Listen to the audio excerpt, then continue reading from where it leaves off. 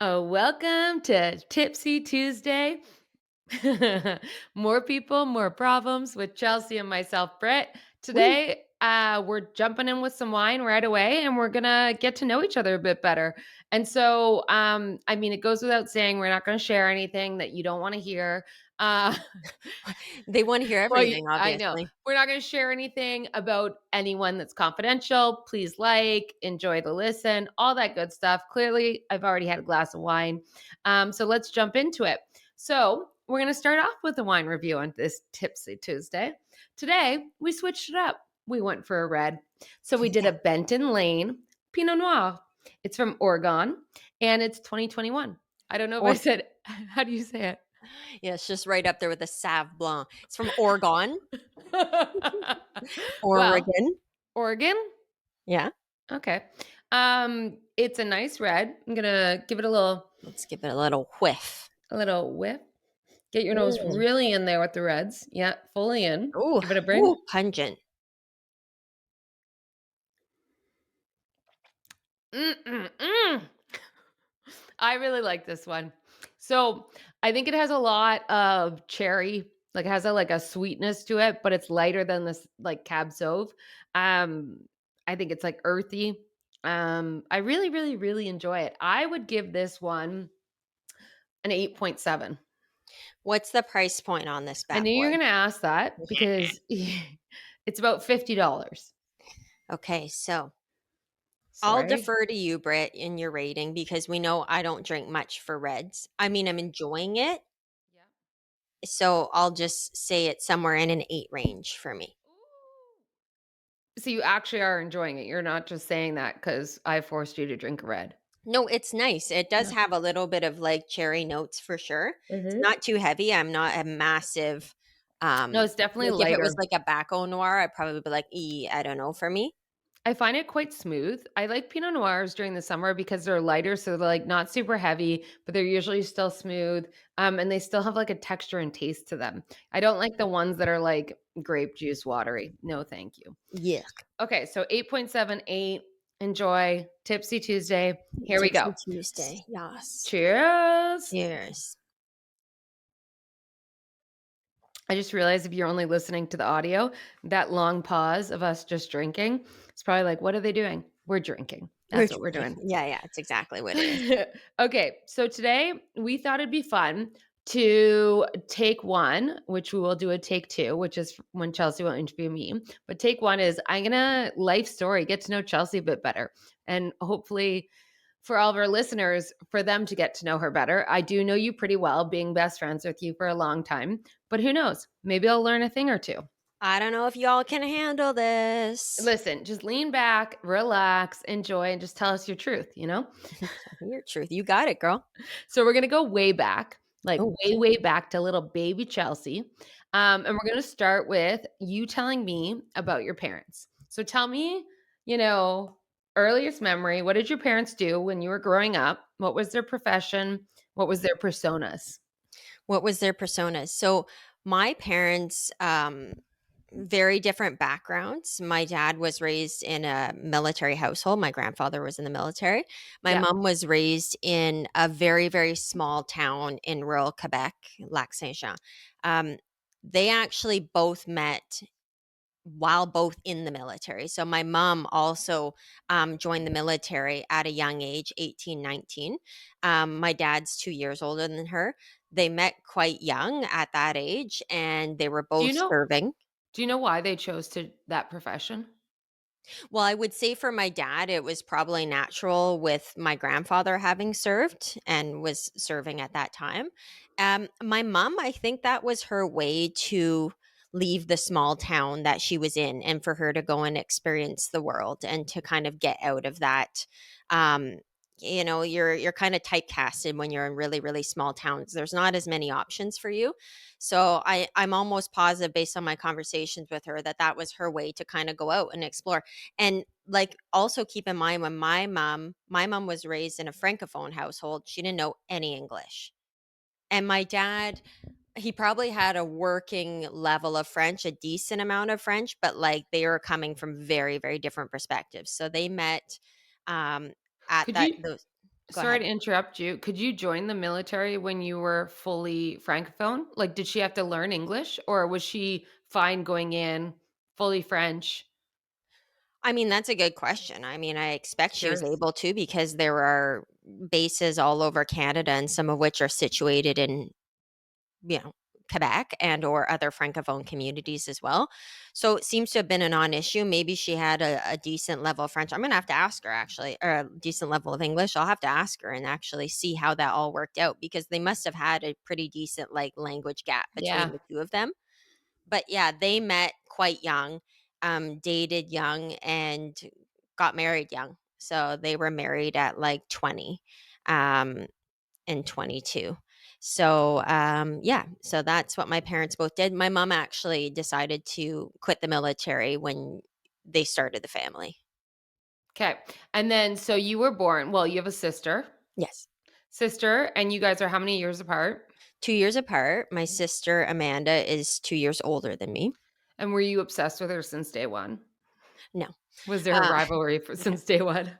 I don't know. I think when you get sisters that close in age, I mean, I don't ever remember having rivalry like growing up as we were young. But of course, when we got into that age range where you're like Yeah. preteen, like pubescent, like, all the hormones raging, you become like enemies at that point, right? Yeah. We'll get And to that later. yeah, similar So but different.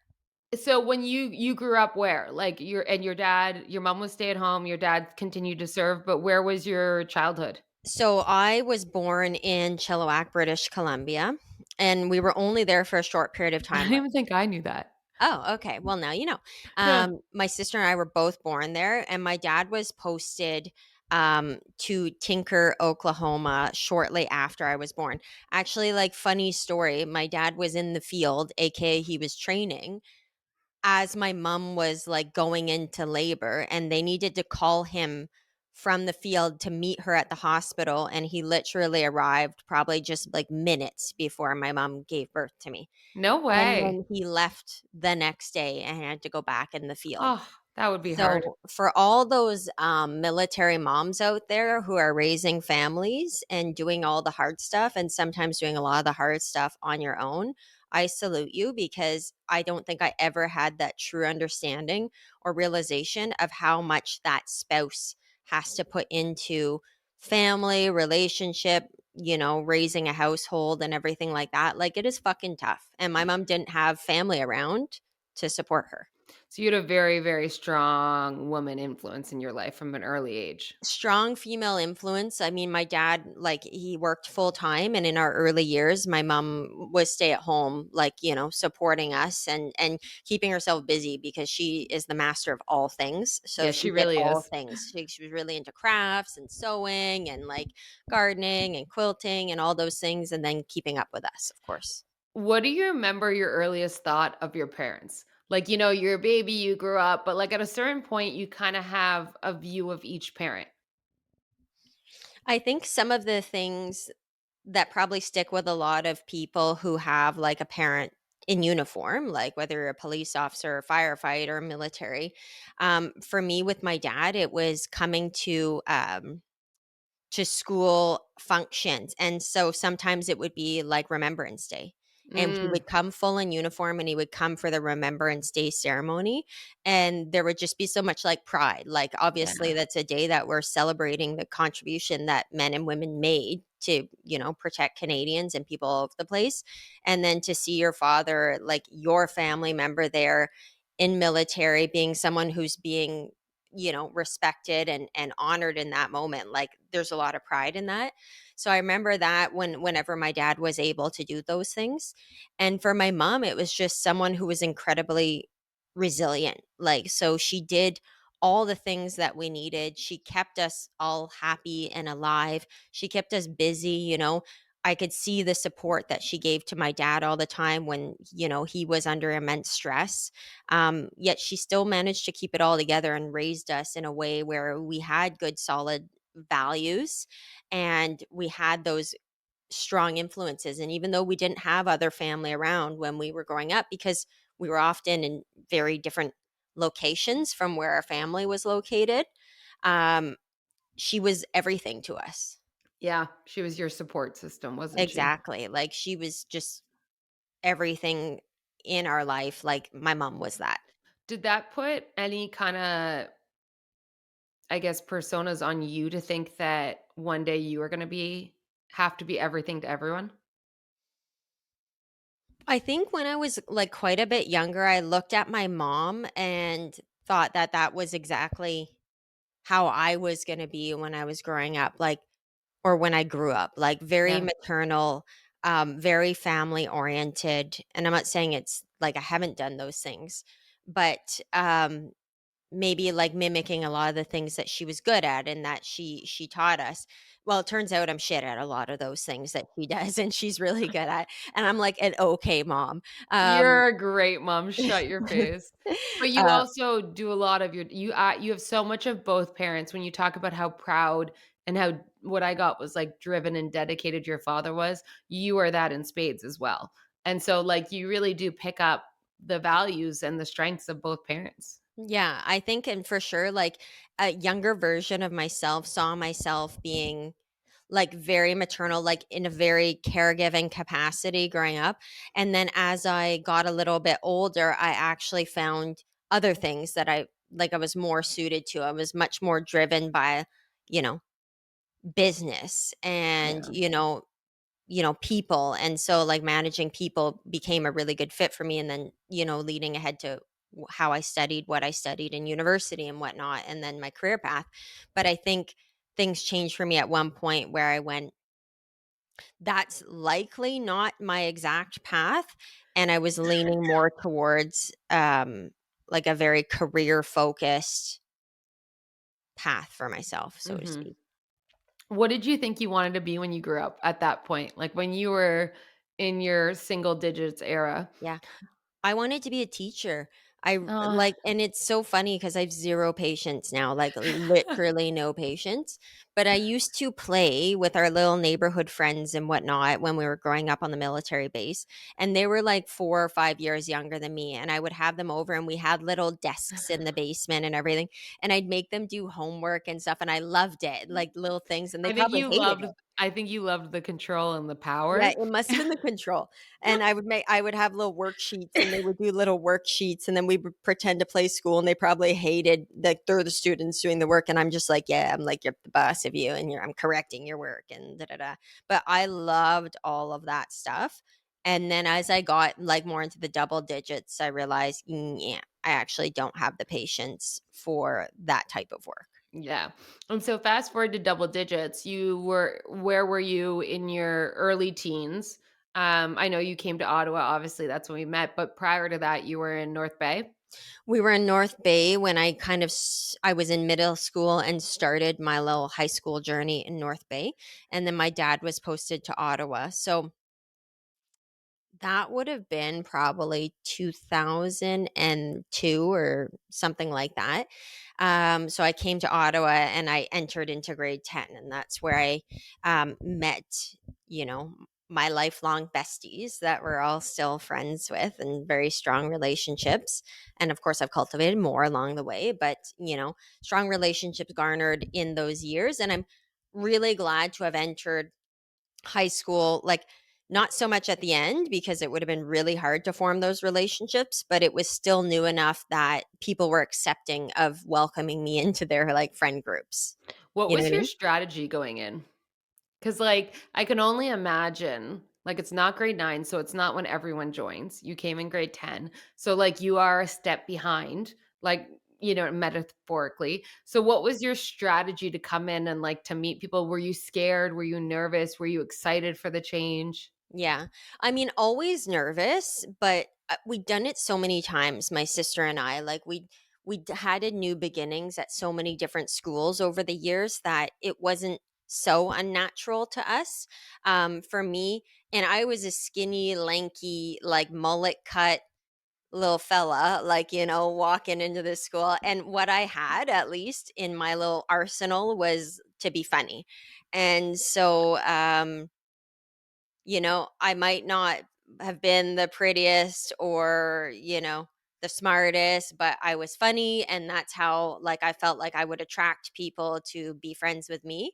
And I think that worked. I mean, I went through, as I started out in high school, the grade 10, I went through a few different friend groups at first to kind of find my perfect matches, the people who would love me and, enjoy like the crazy aspects and like the quirkiness of all of it. And yeah, I think my strategy is always to go in with humor. A, you are all those things, so I'll just correct that, but Oh, B, thanks. you are flippin' hilarious, and you're very quick-witted, and so anyone who gets to know you and you're very outgoing, like, you really are, and that's probably a strength of just how many times you moved around throughout your childhood and formative years, because 'cause you're quick to meet new people and to make a joke and kinda see their reaction and test things out, so you're a good judge that way. When you got to high school, like, tell me about that experience. What did you think you wanted to do at that point? Like, I'm curious on a few things. I guess one, like, how did your evolution of career choice? Were you even thinking about a career? Were you thinking about other things? Did you think Ottawa was permanent, or did you think you're gonna have to move again? Like, where was your headspace? I don't think I really had much of it figured out in those early years. And I honestly don't even think I did even in my grade 12 year, like when we're trying to choose what we're going to do and are we going to go somewhere to study and what are you going to study. A lot of my focus was just to kind of make it through to not get like bullied and also like not, I don't know, not I don't know, like fit in. Like I think like a lot of kids nowadays, like you want to be able to fill in and you want to have like a support system. So a lot of my focus went into that. I got good grades in like almost everything apart from math, and I'm not going to lie, like a lot of my drive in like selecting universities or programs was to avoid math at all costs because I was not doing well in it no matter how hard I tried. It was just not Yeah. my thing. So any program I could go into where they didn't care as much about my math grades and or I wasn't going to have to study too aggressively in the math space was for me. So hence why I went into psychology. How did you make that decision, though? Literally because I knew that I wouldn't have to do that much math apart from some stats courses. Did you think about the career you wanted and how it related to psychology, or did you think more about post-secondary education because that's what your parents Yeah, wanted? exactly. So it was really a choice of I just need to go to university. And it's funny because your parents tell you like it'll all get figured out. Like even if you don't have the direct like link right after university to like this takes me exactly to this job, like it'll happen and Yeah. something it might happen naturally. If I could look back, like in my earlier years post university, I probably would have said, "Oh fuck, like I shouldn't have gone into psychology. I should have gone into something that would have given me a more tangible job link afterwards because I wasn't planning to I mean, I was toying with getting my master's, and then possibly going into social work, but then also I knew a few people who were in that space, and it's really, really heavy work, and it's really, really hard work. It's not that I was afraid of the hard, but I was afraid a bit of the heavy.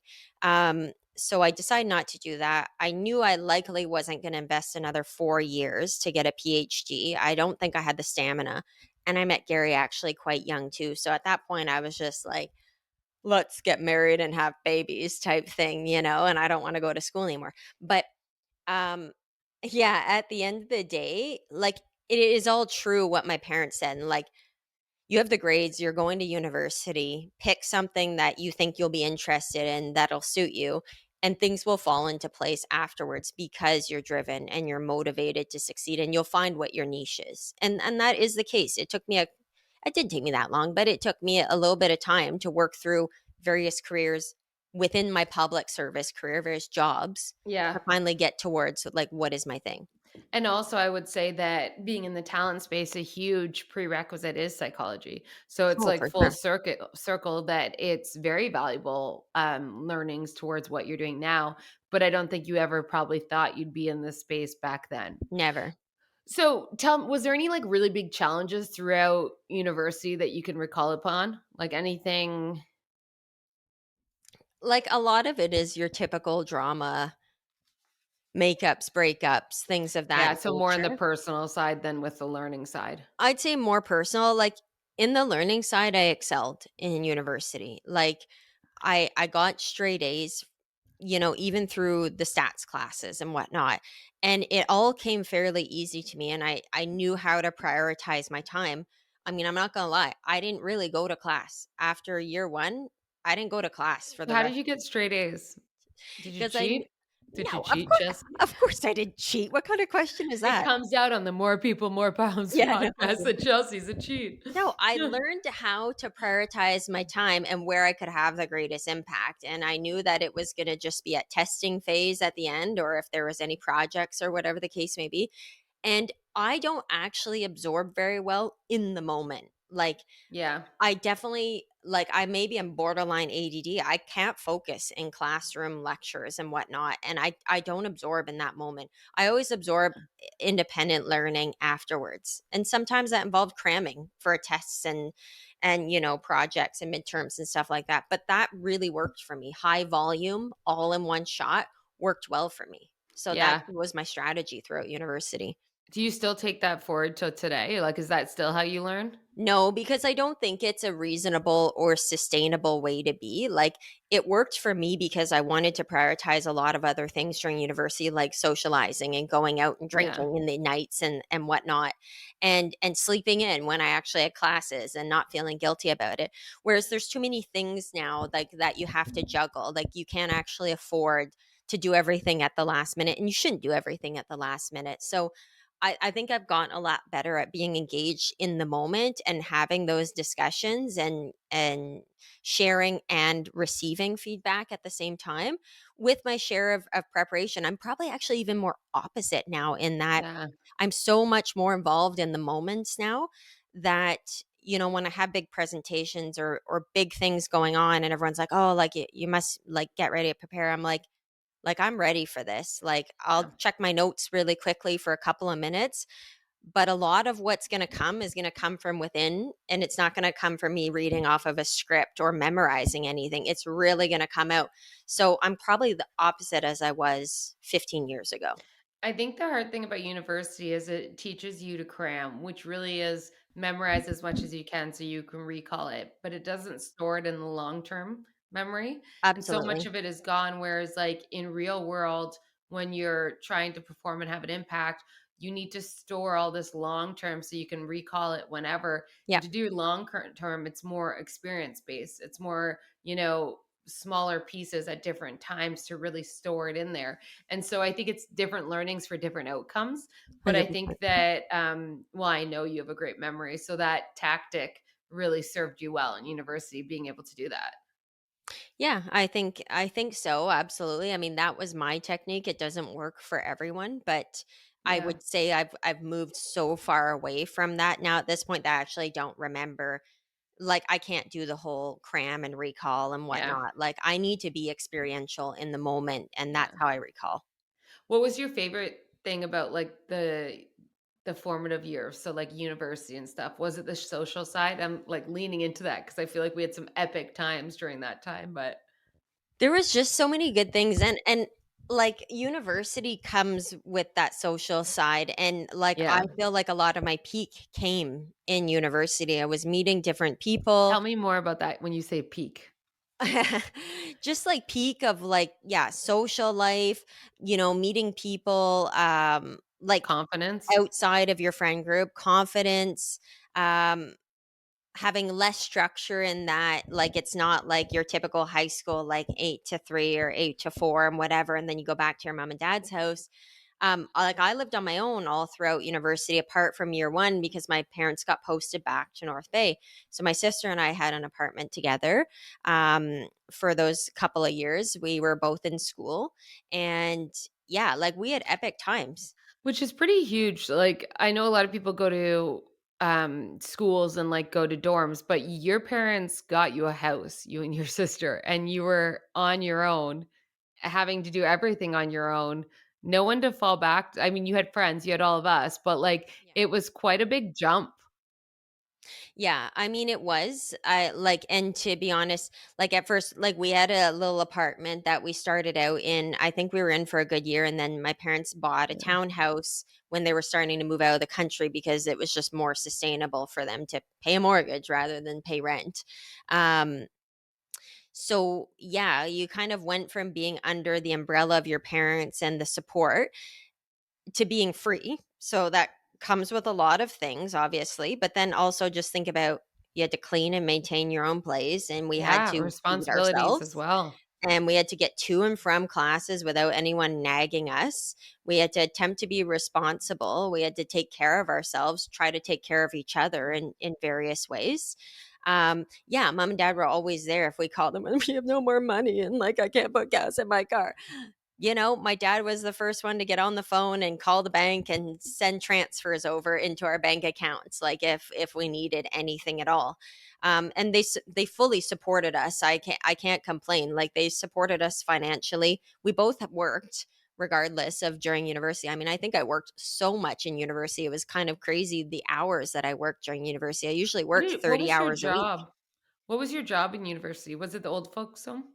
Yeah, so I worked in a couple of different retirement homes, and so for the first 2 years, I worked, like, as a server, like, in the dining room and whatnot. So I worked from 7 to 3, and, like, whether it was during the week or on weekends. So I typically worked at least 3 shifts, a week because I would plan my school schedule so I'd only go to school 3 days during the week so I could work 2 full days plus a weekend shift. So I was usually Yeah, doing like 26 to 30 hours a week plus like doing my whole, studying and then like any little time that was left it's like, "Oh, get your shoes on and let's go to the bar or something and let's like do all the social activities."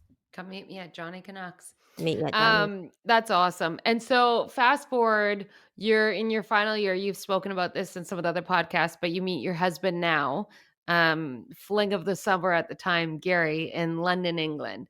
And so talk a little bit about just how much your life changed. Did you think it was changing, or at the time were you naive? Was it bliss?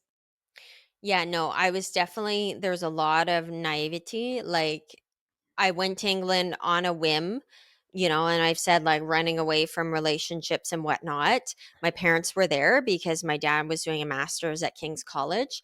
And so I kind of went like, I need to get out of here. And my parents said, well, like, come here. We'll see if we can help you to get a job at the Canadian High Commission over the summer. I was like, great. And all of my friends were super supportive, even though like I was having serious FOMO because you were all like moving into an apartment together and this all happened around the same time and then I was moving away. Yeah, it was only for like 4 months, but it was like one of those times where like, how much stuff am I going to miss out back here? Like going to all our favorite bars and doing all the same things we always do. Um, but so I went and did that, and I was lucky to land kind of like a contract over the summer. I met Gary there. He worked at the same, you know, location as I did.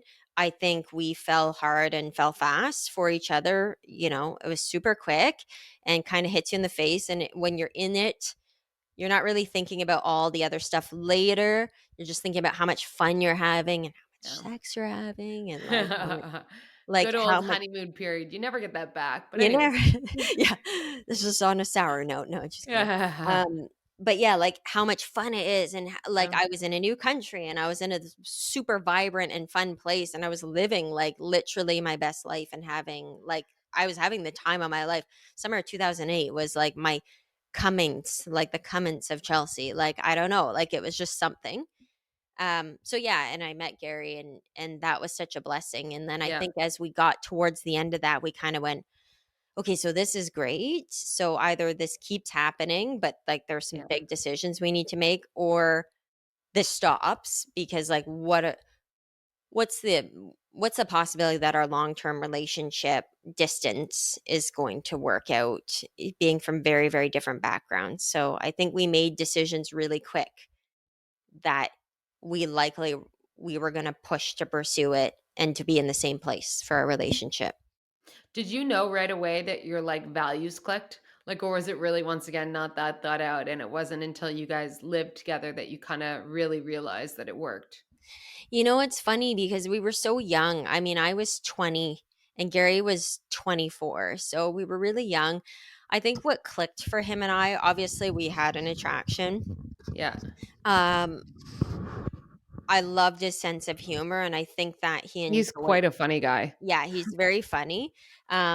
I think he enjoyed that for me, and I think one of his main attractions to me that I was really different from him in that I was really outgoing and, like, in your face, and that was maybe something he wasn't used to, and I really liked the opposite of that in him, that he was kind and he was sweet and he was not in your face and aggressive, and he let me have my space and it didn't make him uncomfortable or anything like that. So I think that really clicked for us, and I think, yeah, we shared values in terms of we both came from similar types of family backgrounds, some similar types of experiences. But again, when you're that young, you gloss over so many of the things. You're in that sex haze, as you Yeah, said, you know, it's you're a just real haze, like, it's a I can barely remember the things we did, like, apart from a few things. That's so funny. So let's fast forward. You come back to Ottawa, you continue school, he moves out here, and you start a relationship. And so you graduate university, he Yep. gets a job. I'm gonna just fast forward to the like marriage and deciding to have kids because that's a huge milestone moment in your life. Like, Mhm. did you had a career? You were in the government for when you guys got married. So you'd Yes. started your career. Yeah, I was really only about a year and a bit into my career in the public service by the time we got married. We got engaged early again, like, it was How 6. long were yeah? Well, we were engaged for a while, but we got engaged like 6 or 7 months after Gary moved to Canada. So again, we'd only been together at this point for just over a year, and some of it was not even in the same country. Um, but anyways, we were engaged for a couple of years. We had to work through some immigration stuff, which kind of extended our engagement probably longer than we would have expected. And we ended up getting married. I was 24 and Gary would have been 28, and I was about a year and a bit into my career at that point. And I think about a year into the marriage, we decided that we would start trying to have kids. It just felt for us like it didn't feel like an obligated step, like we both wanted to have children. It felt like a natural step where we talked about it and we're like, "Oh, why don't we do that now?" And like we Let's both kind of felt the urge. let's dig into that a little bit though, because you were the odd ball out on this one with all your best friends. Yeah. Like every other best friend was single, so not even in relationships. Yeah. No kids on the horizon. And so like you were going down a different life track at that point than a lot of your besties. Was Mhm. that challenging? And like, did that sway anything? Yeah, it was really challenging. I mean, I don't regret any of the decisions we made to have kids young. I'm really grateful we had kids Yeah. young. I mean, like, I'm a super hot mom now, and like I'm like, Yeah, hey, you my are. 9 year old, like I have a 9 year old and a 6 year old. Look at me. And I have great sleep. Like I sleep like a charm now. I don't have Yeah. newborns, but no, at the time it was super challenging though, and I think like I voiced it in some ways, and I probably more so voiced it after years after, where I finally admitted to everyone, like, it was a period that I really struggled through because I did feel alone in a lot of the sense. I was lucky I had my sister who was having kids, so I had that, and I had your sister as Yeah, well. who's like So your bestie well, yeah, is your so bestie too, but I think exactly. you guys became really close during that time. Yeah, through those connections and whatnot, and building those family bonds, and that also brought you and I closer together because the more I hung out with your sister, the more I hung out with your family, the more I got to see you on like the boring sides of my life, right? Not the like, let's go out and party. It was like, let's meet at your mom and dad's house for a family dinner. And I got invited to with my family. And so I got to connect with you even more on that front because of that, right? Like, We were where, just in such different tracks of life. You yeah. know, I was working nonstop, and then the day I got off, I would go hard on partying because it gave me a little adventure. And so, it was just such different tracks. And you're right, we would connect on moments. I think true friendship and relationships always show that you still stay connected. But I think that it was a period where, I could have shown up better as a friend. I think you did go through a lot of things alone because we didn't really all understand. We were a little immature and, selfish at the time. but I also think it's just different tracks of life. So there's like a few Yeah. components, but I think you were brave and I think you were bold to go off and do that and be the first one. Because you didn't have a lot of people to go through it with you. Yeah, and like I said, like there was the challenges in that it wasn't just like, dealing with a newborn and trying to work my way through that new journey. It was like the FOMO that I was having on Yeah. not being with my best friends and not being able to keep up with all those things, and like at times wishing that was me doing those things and not doing the things I was doing at that point in time because they were hard and they were difficult and I was tired. What did that teach you? Like, what do you think you took away from that? Well, I think I got a lot of resilience from it, obviously. I think that, like, in conjunction with having gone through that and probably struggles I've had my entire life, like with anxiety, those things were all exasperated, obviously, during those really stressful periods and sleep deprivation and whatnot. But, like, what I can go back and look at is what I was able to learn from those situations, and also learning you can't be everywhere all the time. And like my friends used to tell me all the time, like, grass isn't always greener. We wish we were doing that right now. And, you know, yeah, we might want to trade places for periods of time and whatnot, but you know, that just was what it was. And I was grateful to have the life that I was living. And then at times I was resentful because, Yeah. like, you do feel like you're missing out. But I think I learned to kind of tailor my expectations a little bit about what I could handle and what I couldn't handle, and that my life was different. And I had to also be accepting that I have a beautiful family and I'm going down this path, and this is the path that I wanted for myself, and I still wanted that. But I couldn't always be like bestie Chels out at the bar hanging till 2 or 3 in the morning, and I couldn't put that pressure on myself to try to be that, plus waking up for feedings and waking up, like, the next morning and having to be on, like, mom duty all day and feel like I could manage it all, you know? Yeah, 100%. I think that you showed us all the way, and now you get a kinda giggle as other friends are having babies and dealing with the challenges that come with that, and I you're out. love it. I love it just in the sense that you guys will get to experience it and get to go through some of the challenge and, like, but the beauty of it all. But Yeah. then I love, now that I'm old enough and mature enough and my kids are old enough, that I get to cuddle other people's babies, and then I give them back to them, and then they wake Yeah. them up at night, and then, like, I'm just like, my kid wakes me up, I'm like, "Go back to bed. We're all sleeping," you know? It's brilliant. Oh, excuse me. Okay, last thing, because I realize we're almost at 40 minutes, Oh my but you're word. just so interesting. Oh, So you have kids, and I think that from my vantage point anyways, your career really started after you had kids. Like, was that purposeful? Um, I think it naturally would have happened, but there had to be some sort of pause or some sort of slowdown while I was really in that, like, hyper focused family mode, because I realized I couldn't drive myself as hard. Like, I wanted to, but, like, trust me, I was in positions where I think Chloe was born, and it was, like, 3 or 4 months afterwards, and I had been invited to, participate in a test for a job process I had applied on months back, like, while I was still pregnant. And I think I got about halfway through, and it was one of those long ass ones. And I was at my parents' house. I could hear Chloe crying in the background, her needing to be fed. I'm in the room stressing out, panicking. Then my mom bringing her in to feed, literally while I'm trying to do this test. And I probably got through half of it and then had a breakdown, said, "I can't fucking do this. Like, this is ridiculous. Why am I even doing this right now?" And I think I had multiple conversations with my parents and Gary, and we all came to the same conclusion that your focus right now is on this. You can't do both these things really hard. And maybe some people can, but I wasn't able to. And so I had to put all of those things aside, focus just on the family and what the family needs were, and in taking care of myself as well and not pushing myself too hard. Um, so I did that. Obviously, went back to work between the kids, which Yep. was great. I did have some career progression in that time, but I knew that it was going to be limited because I knew that I was going to have more kids.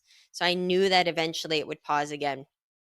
But after I came back with from Carter, I think that it happened all so quickly and in more of a natural way that I didn't even realize it was happening. And so it just kind of took off like about a year and a half, 2 years after Carter came along, and I found myself progressing and like getting my groove back and like moving in spaces where I had wanted to be at a fast pace. And so I was actually kind of like, this is great. I feel like I'm making up for that lost time, so to speak, Lost time in the professional world, but in the gained time in professional the world. yeah. Yeah. Yeah, no, and I definitely witnessed that. It felt like you just, like, pushed on the gas all of a sudden, and it was, like, opportunity after opportunity. I think that a lot of the opportunities were there, as you mentioned, throughout, but you were ready to take advantage of them, Mhm. and you're ready and had the right support to balance new requirements to get there. And so you had how many jobs in the past 4 years? In the Out past there? 4 Like years, I'm on my 3rd now. Like, if you look at the full span, I mean, I was in a management role, and then I led another team for 2.5 years, and now I'm still in the beginning phases of my executive role. So, yeah, I'm in my yeah. 3rd role over the last 4 years. I guess, sorry, and what I meant was since Carter, you're in, like, your 5th role, Oh. though. Oh, yeah, for sure. Since Carter, it would be my 4th or 5th role. But, Yeah. like, if like, I do wanna just mention something really Yeah. quick. And because I get this question a lot, and I get a lot of like friends or colleagues who are in the child phase right now, and like, oh, I don't want to miss this opportunity, like for something work related and whatnot. And I honestly go back with the same guidance and advice that I was given by other people.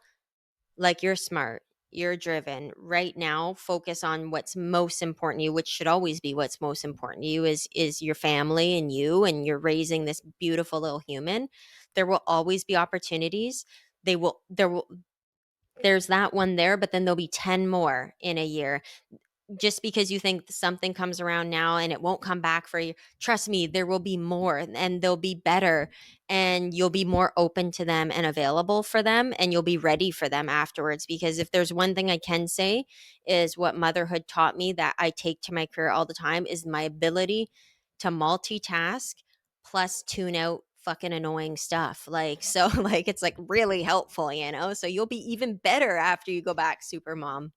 I've heard that from so many parents that when they come back, they say, I thought I was going to come back at like a disadvantage, but I'm such a stronger human Yeah. and I am ready and better able to take on this next opportunity.